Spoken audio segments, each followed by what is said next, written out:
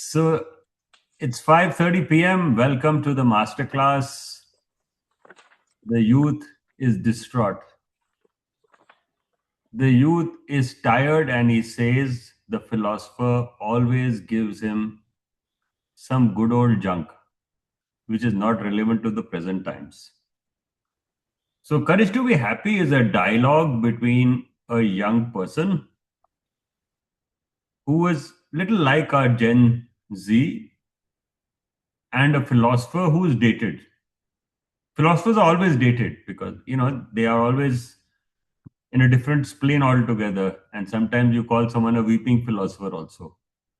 Well, in this particular book, it's not a weeping philosopher, it's quite a sorted out philosopher who's having a dialogue with the youth, and the dialogue is testing the youth and helping him find the way and understand why the youth needs courage to be happy, which in today's day is a big challenge.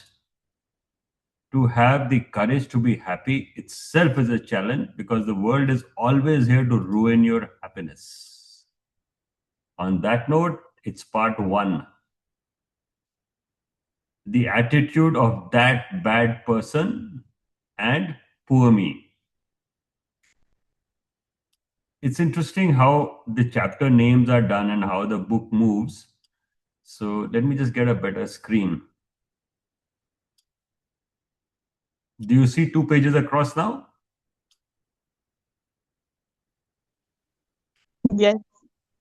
Okay. Oh, So part one, that's the part one of the dialogue, and the dialogue opens. Little had changed in the philosopher's study since the youth's visit there 3 years before. So 3 years before, youth had come to visit the teacher.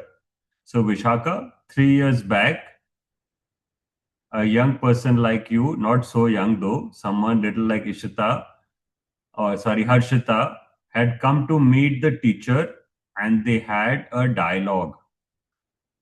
And the dialogue was the teacher told the student that one needs the courage to stand up.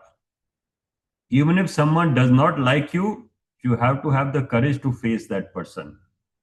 And the story was the courage to be disliked. Now the young person has come back to the teacher and he says, what you taught me then is of no use. So the teacher says, hang on, you need the courage to be happy. And that's what we are reading. A partially written manuscript lay on a loose bundle on the well used desk. On top of it, perhaps to prevent papers from being blown about by the wind, lay an old fashioned fountain pen, ornamented with gold inlay. It all felt familiar to the youth. It was almost as if he were in his own room. He noticed several books he owned, including one he had just read a week earlier. Gazing wistfully at the bookshelf, which took up the entire wall, the youth let out a great sigh. I mustn't get too comfortable here. I have got to keep moving forward. I am going to request you all to look at the room I am in for a moment and I will stop screen share and get back to you. This room which I have is very much like it would be that of the philosopher. Of course, the piles you can't see because the piles are below the screen or on my left and right where I can fish out something. And I'm sure when Harshita actually visited me, I'm putting it to context, she came here for a dialogue. Yes, we had a dialogue. And that's why we are here. That's why she's back in the study after the dialogue. And we are trying to read together. Now, on that note, I go back to the book and we flip the page and see what we can do. In Adlerian psychology, is Adlerian psychology a religion? before coming to the decision to visit you once more today, That is to say, before making the firm resolution to abandon Adler, I went through a great deal of distress. It troubled me more than you can imagine. That's how attractive Adler's ideas were to me. But the fact is that at the same time I was attracted to them, I was harboring doubts all along. And those doubts concerned the name Adlerian psychology itself. Hmm, what do you mean? As the name Adlerian psychology indicates, Adler's ideas are regarded as psychology. And as far as I'm aware, psychology is essentially a science. When it comes to the opinions put forth by Adler, however, there are aspects that strike me as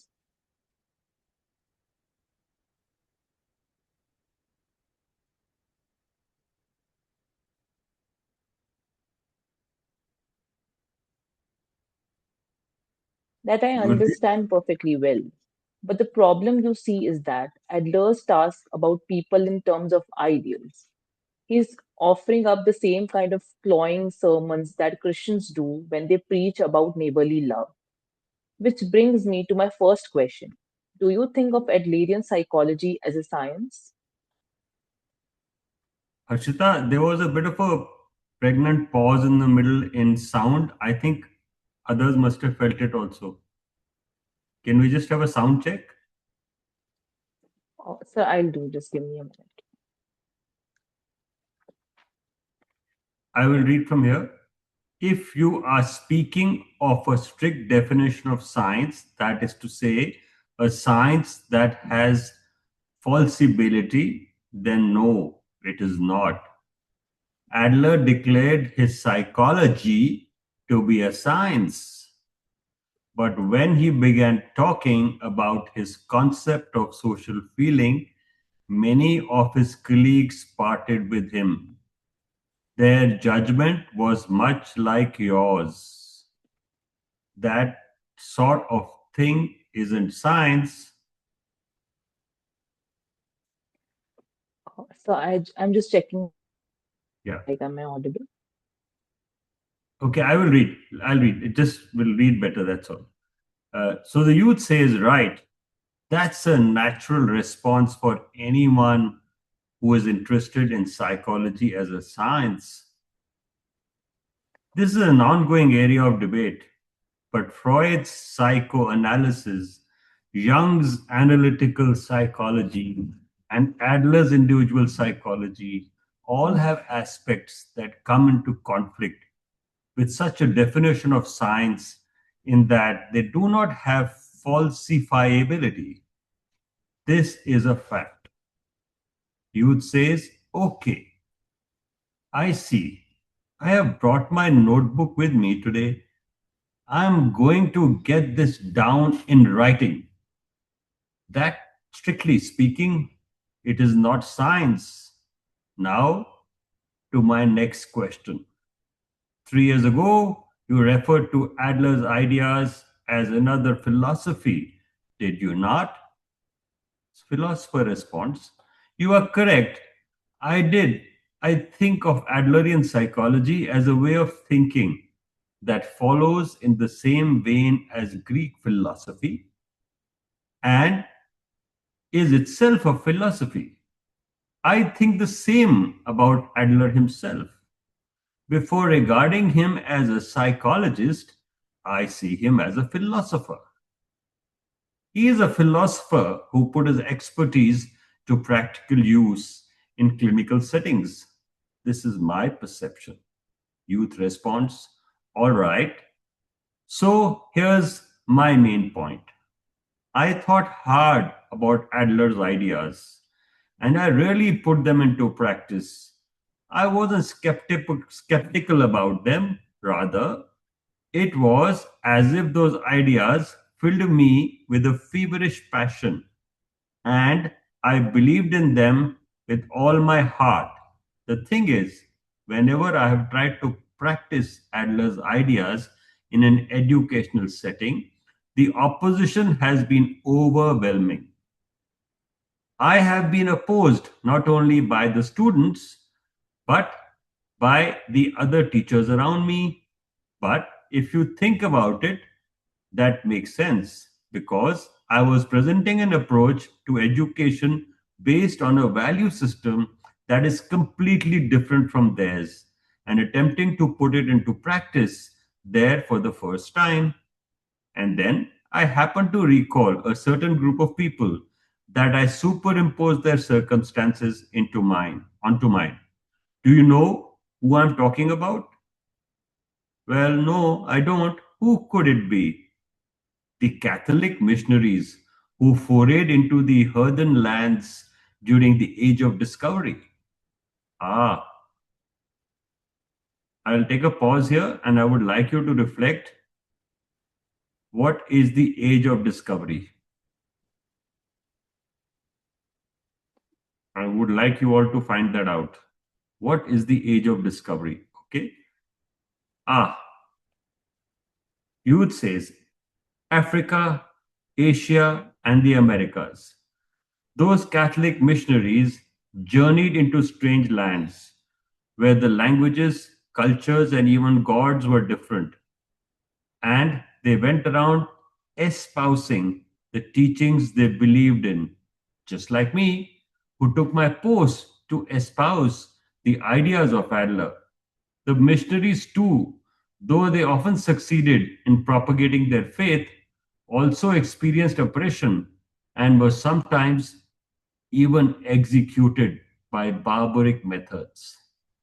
One would think it common sense that such people would simply be turned away, but if so, how on earth could these missionaries have succeeded in preaching a new God to the inhabitants of the places they visited and making them give up their native beliefs? It must have been work of considerable difficulty. Craving to know more, I ran to the library. Philosopher, but that's, hey, I'm not finished, okay? So while I was poring over various writings on the missionaries of the Age of Discovery, another interesting thought occurred to me. When it comes down to it, isn't Adler's philosophy a religion? Interesting. Because it's true, isn't it?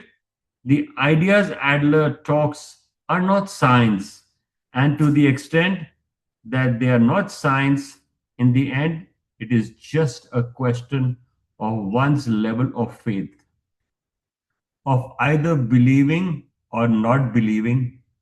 So, again, is just about one's feeling. It is true that from our point of view, people who don't know Adler may seem like savage primitives who believe in false gods.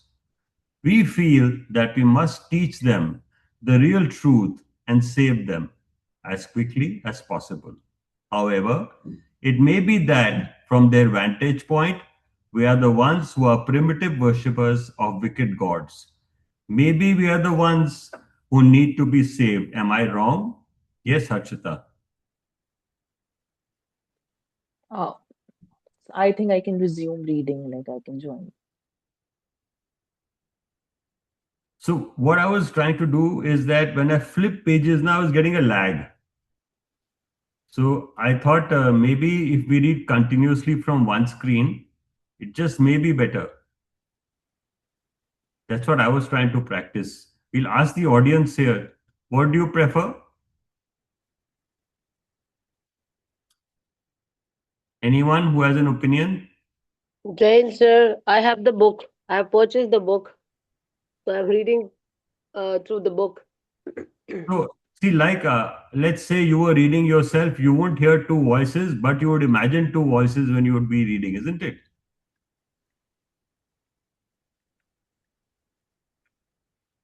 So, do There, you want, there yeah. was a lag in the voice, but it was also because of the network, I think.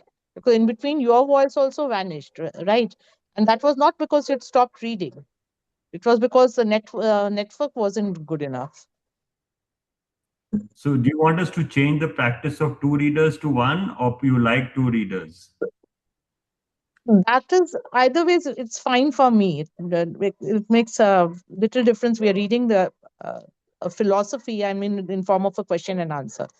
So that is for you all to decide. But right now, this is what is happening. Sometimes the network is going away. I don't know which at which end, whether it's my end or your end. Others will be able to tell you more if they have a similar problem. Gurdeep, do you have any Yes, feedback? yeah, facing similar problem, there is a pause in between. I Okay. think there are some network issues.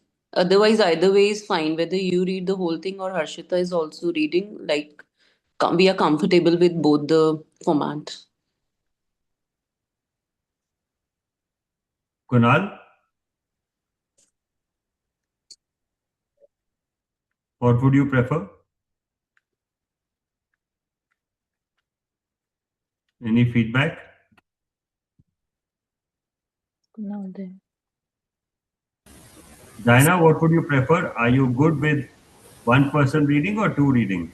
I think two readers reading is better because it's a dialogue between the youth and the philosopher. So it gives us a better. Okay. So we will Yes. stick to two. So where do you want to start from, Harshita? Oh, sir, the last excerpt that we were reading.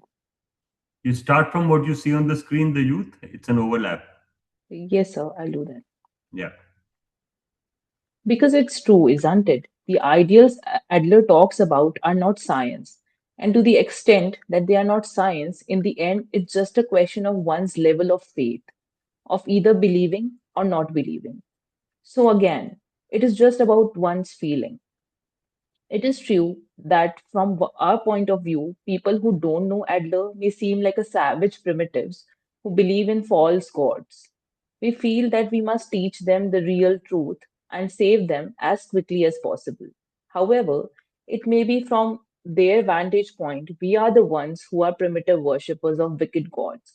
Maybe we are the ones who need to be saved. Am I wrong? Gurdeep, please read the philosopher.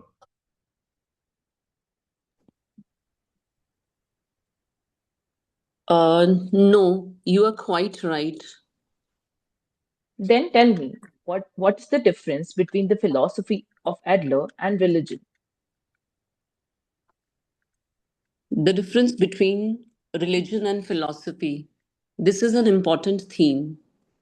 If you just rule out the existence of God and think about it, then the discussion will be easier to understand.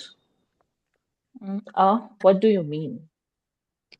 With religion, philosophy, and science too, the point of departure is the same. Where do we come from? Where are we? And how should we live? Religion, philosophy, and science all start from these questions. In ancient Greece, there was no division between philosophy and science, and the Latin root of the word science is scientia, which simply means knowledge. Fine, that's how science was back then. But I'm asking about philosophy.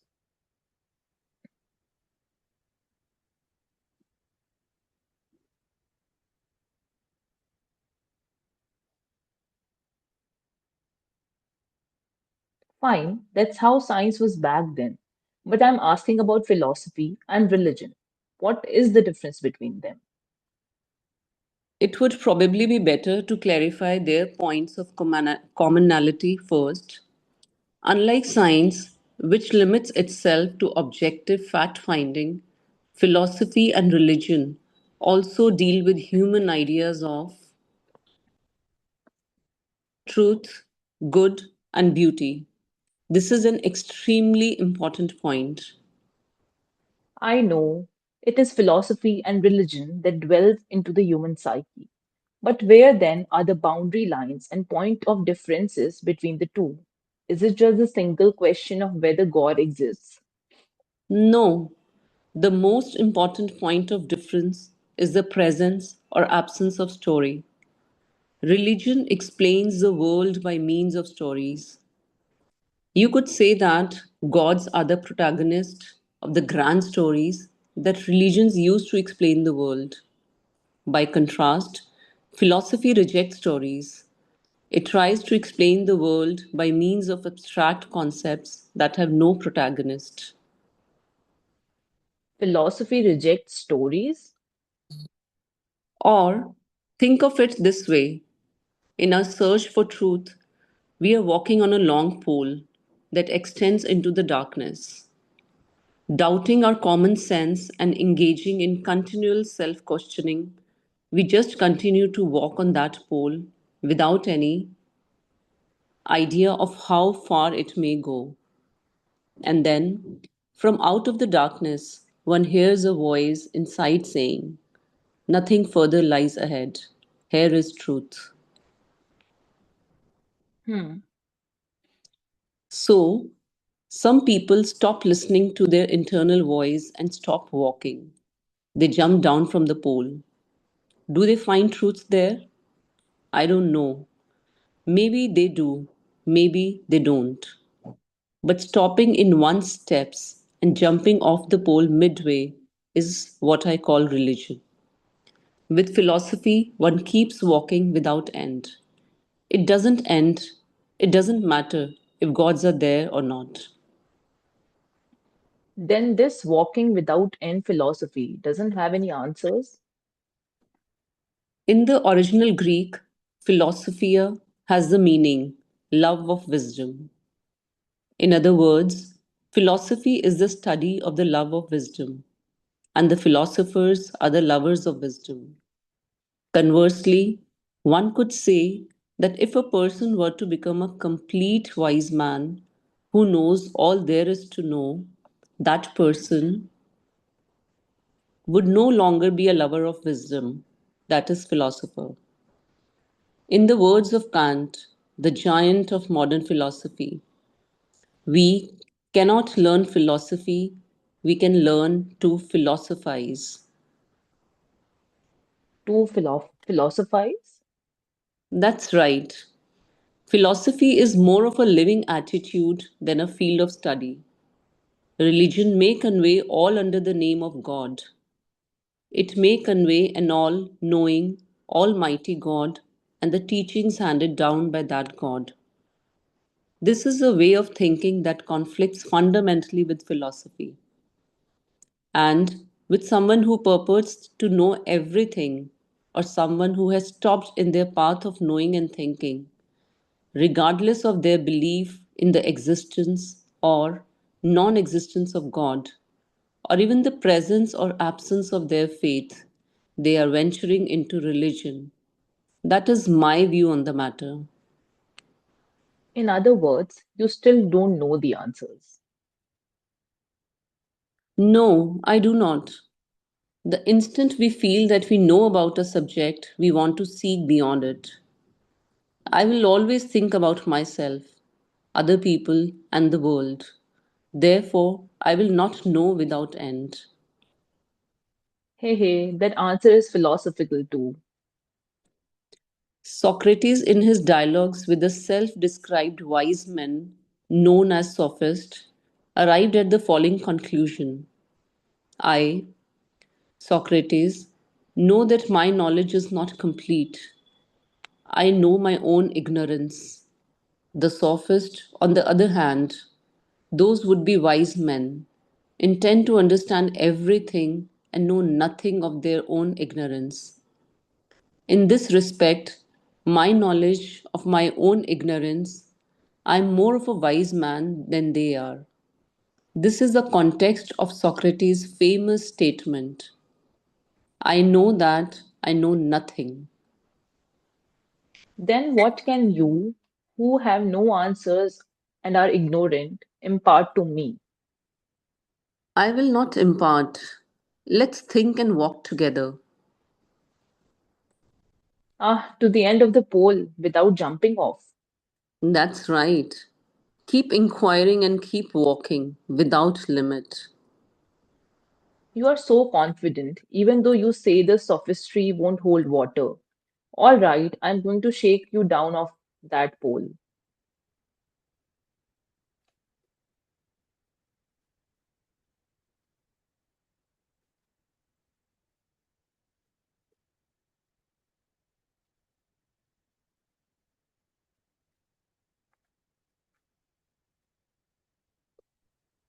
Sir, next page.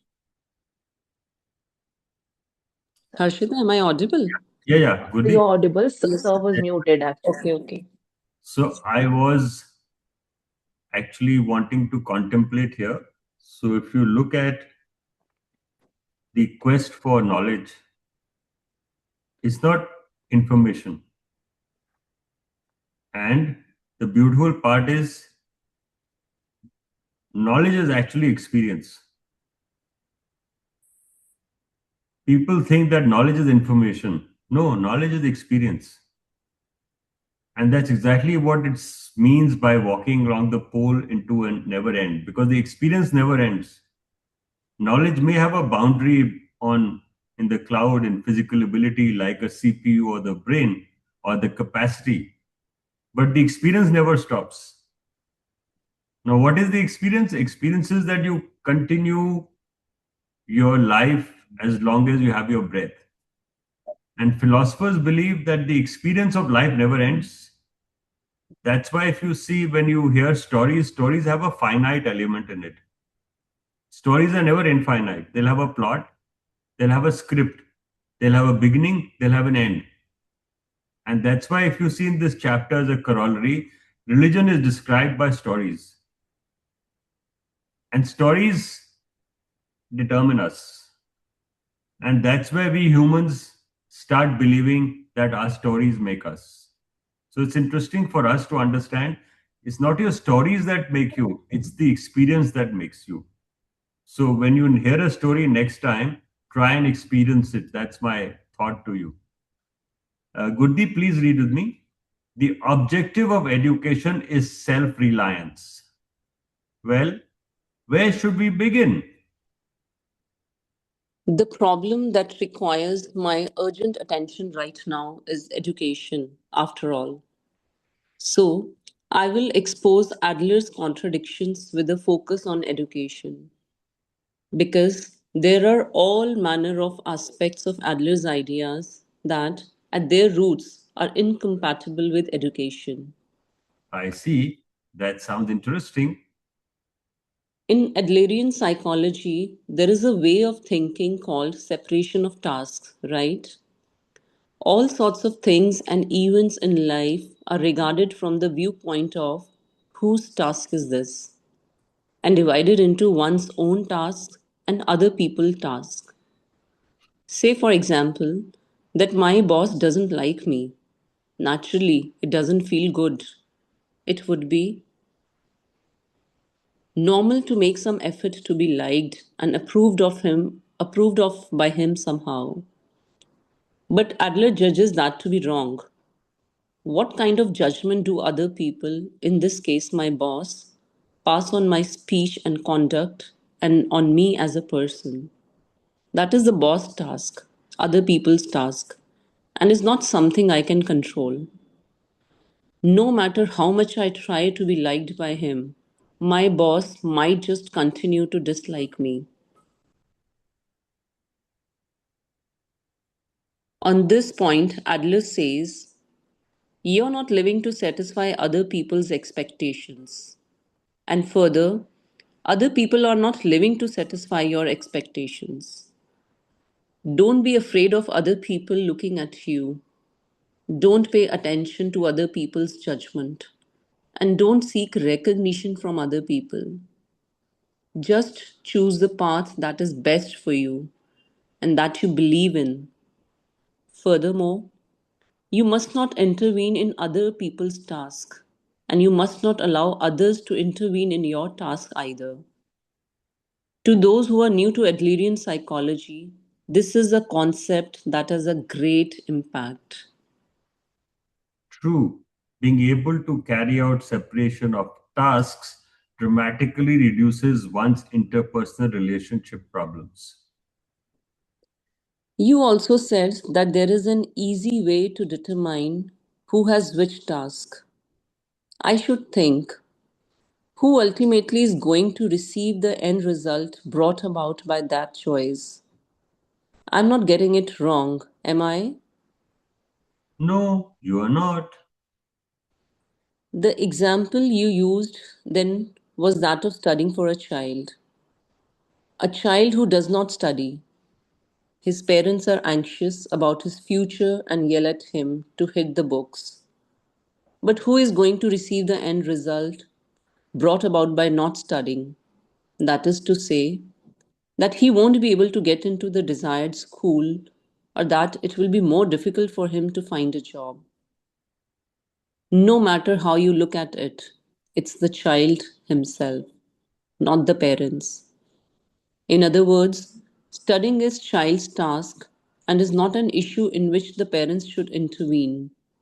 Am I doing okay so far? You are.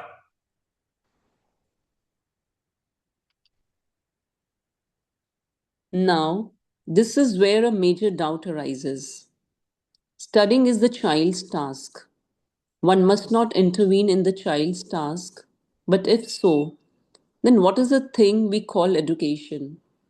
What is this occupation we are engaging in as educators? Because if one abides by your line of reasoning, we educators who push children to study are just a gang of trespassers who intrude on their task. Now, how can you answer that? Okay. Well, this is a question that comes up on occasion when I discuss Adler with educators. Studying is certainly the child's task. No one is permitted to intervene there, not even the parents.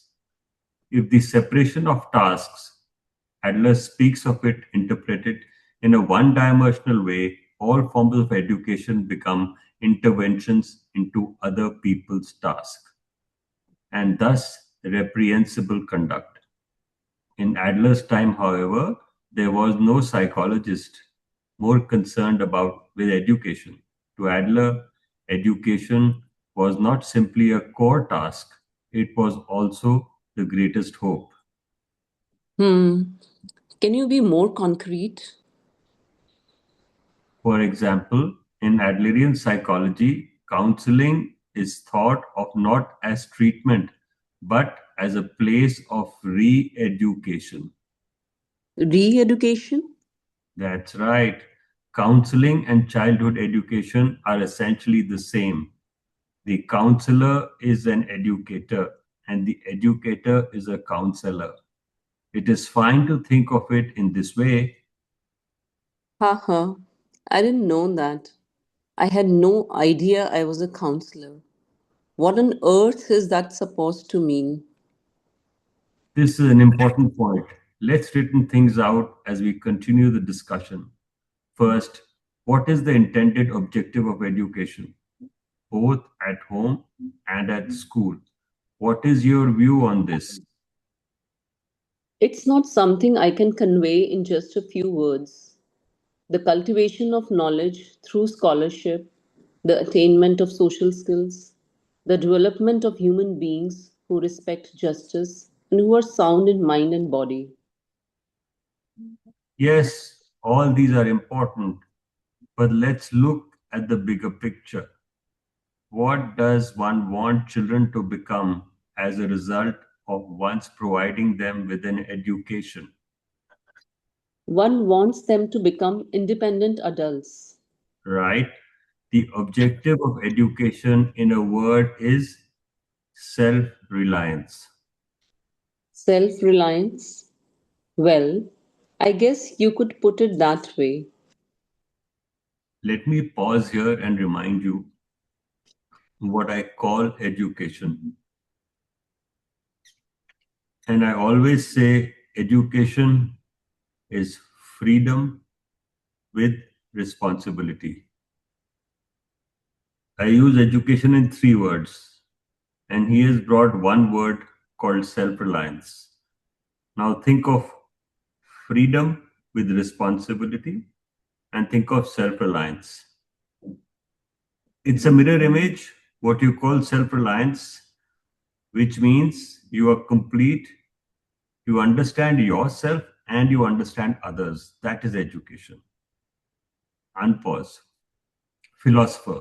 In Adlerian psychology, all people are regarded as beings who live their lives with the desire to escape from their helpless conditions and improve themselves. That is to say, in the pursuit of superiority. The toddling baby learns how to stand on two legs, acquires language, and becomes able to communicate with the people around him. In other words, what all people are seeking is freedom from their helpless and unfree conditions and self reliance. These are fundamental desires. So, education is what promotes this self reliance. Exactly. And for children to both grow physically and become socially self reliant, there are all manner of things that they need to know. They need the social skills and the sense of justice you mentioned, and they probably need knowledge and other things too.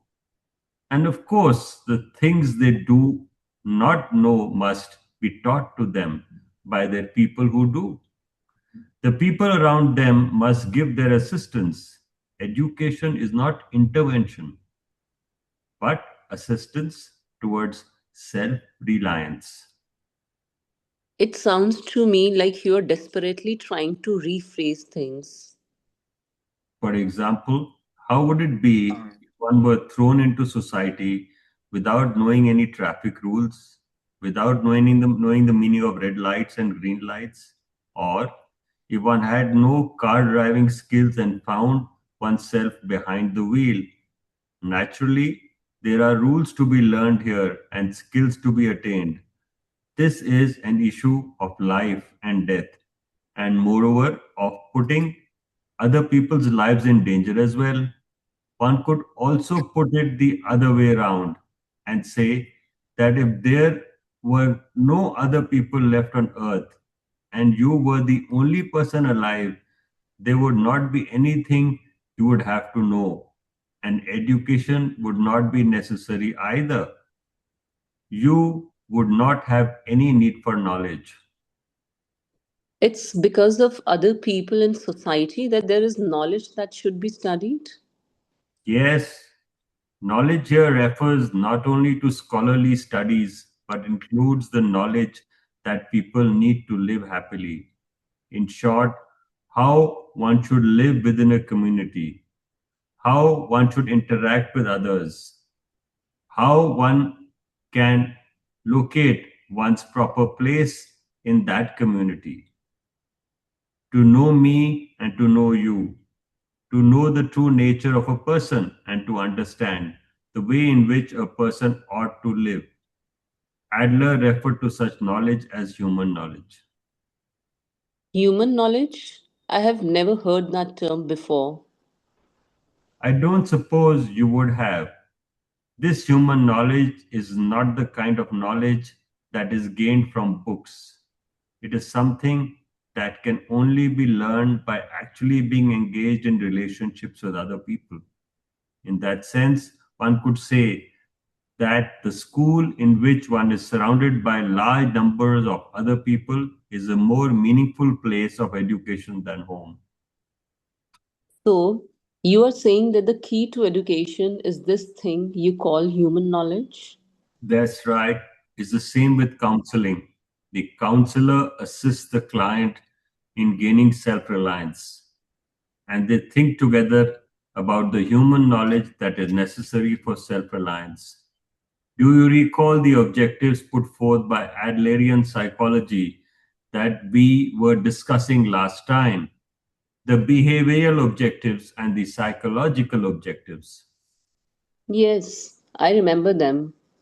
There are the following two objectives for behavior: to be self-reliant, to live in harmony with society,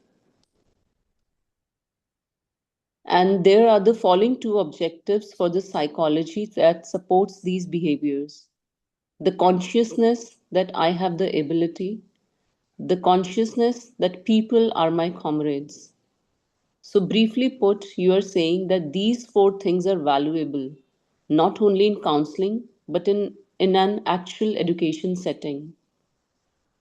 And they are no less valuable to us adults with our general feelings of how hard life is, because there are so many adults suffering in social settings who are unable to attain these objectives. If one has left behind the objective of self reliance, whether in education, counseling, or job coaching, very quickly one will end up forcing things. We must be aware of the roles we are playing, whether we are letting education fall into a kind of trap of compulsory intervention or limiting ourselves to a self reliant stimulating assistance. It is something that depends on the approach of the person performing the education or counseling or coaching. It would certainly seem so. I get it. And I agree with these lofty ideals. I really do. But look, you have already tried that trick on me, and it won't work anymore. Whatever we talk about, it always turns into abstract idealism in the end. It just turns into me listening to these big feel good words of yours and thinking I understand. But my issues aren't abstract ones, they are actually quite concrete. Instead of all these empty theories, let's hear a grounded, practical theory. Concretely, what sort of step can I take as an educator? That most important, concrete first step. You have been dodging that point all along, haven't you? What you are talking about is such a faraway thing. It's as if you're always going on about some landscape far in the distance and trying not to look at the mud at your feet.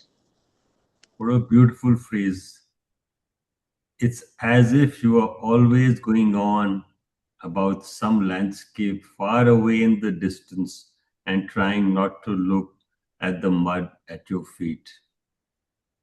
3 years later, the youth had been filled with astonishment and doubt on hearing the ideas of Adler conveyed by the philosopher, and he had expressed his opposition to them with the fiercest emotion. It was different this time, though. He had a sufficient understanding now of the frameworks of Adlerian psychology, and moreover, he had gained actual experience in society. One might even say that in the sense that he had on the job experience. He was the one who had learned more. This time, the youth had a clear plan. Focus not on the abstract, but on the concrete. Not on theory, but on actual practice, and not on ideals, but on reality. That is what I want to know, and also where Adler's weaknesses lie. I'm adding a bookmark here, please. So, this is the library. We will clip it and we will copy this. It will be added soon to our conversation on WhatsApp. I'm back in the room. Thank you for your patience first. Thank you to my co hosts. And thank you to my host. Today's host was Kunal. Well done, Kunal. You let me co host, you let Harshita co host. And Manisha, who was here very quietly, thank you for also being co host. And above all, my reading companion, Gurdeep. It's a long journey we share, and I hope we continue reading together for years. Diana, you are with a young person. I want feedback from the young person. Is our reading comprehensible to her? Able to understand what we are reading? Yes, sir. Okay, I'll ask you one question, my dear. If you were to remember one thing from the reading today, what would that be?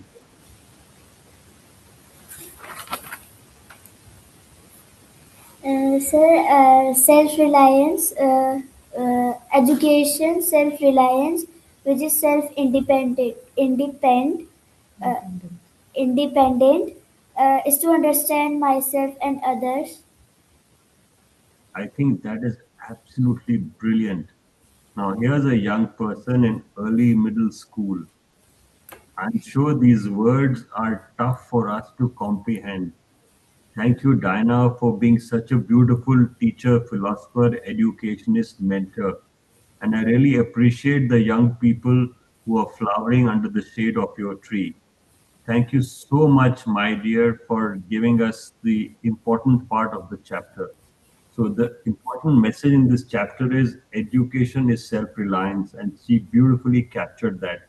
That's a sharp eagle's eye. Thank you for that. I will share a summary, so I would request Diana ma'am to please share a summary with her or wherever she wants, because these Yes. ideas are actually interesting. You can post them, you can share them, you can pick up thoughts from what we share in our WhatsApp, share them with your teachers' groups. That's how this basic information will go out, and we will use the masterclass as a key to a larger world. Before we Sure. close, I want to call in Kushi. Kushi, what are you taking away from today's session?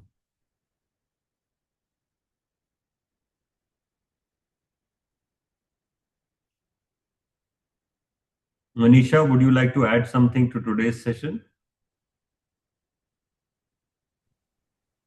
So I lost you for a minute, Abhi, right now.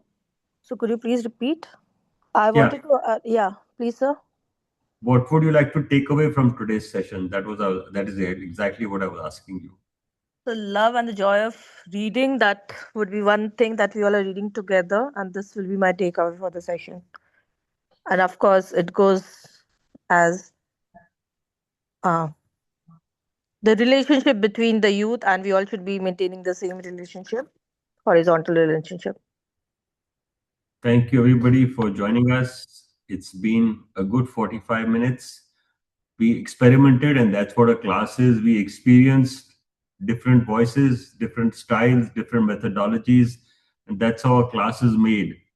We take feedback, we take a dipstick, we measure the temperature, and we go on. Thank you for your patience. See you next Saturday, same time, same place, as we read on the book, The Courage to Be Happy by Koga and Ichiro Kishimi. Fumitake Koga and Ichiro Kishimi, where one is the youth and the other is the philosopher. Due regard to them and due respect to them. Thank you, everybody. Have a great evening. See you next week.